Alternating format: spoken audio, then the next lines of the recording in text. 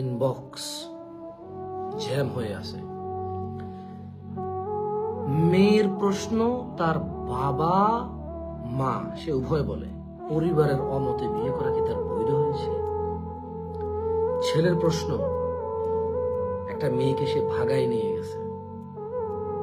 এখন সে ইউটিউবে কোনো এক লেকচার শুনেছে যে রাসূল সাল্লাল্লাহু আলাইহি সাল্লাম বলেছে পিতা মাতার মানে বিশেষ করে অভিভাবক পিতার অনুমতি ছাড়া কোনো মেয়ের বিবাহ বাতিল বাতিল বাতিল। তাদের এখন কারো বাচ্চা আছে,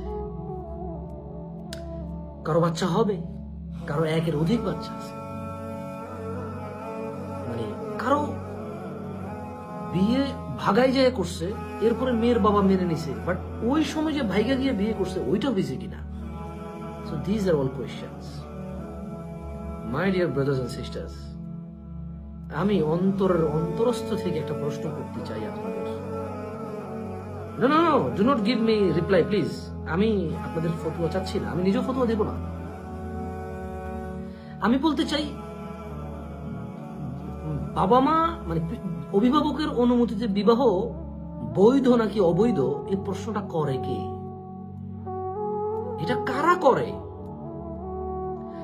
কোন ছেলে চায় তার বাপকে না জানিয়ে বিয়ে করতে, মা পরিবার আত্মীয় স্বজনকে না জানিয়ে বিয়ে করতে?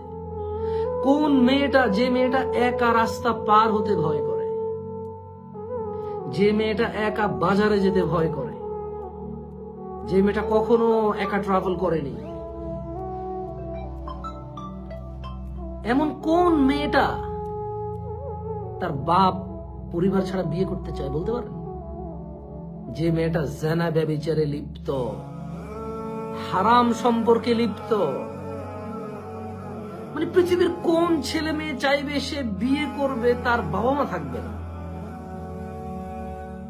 মানে এটা কিভাবে হতে পারে? কেউ চাইবে এটা?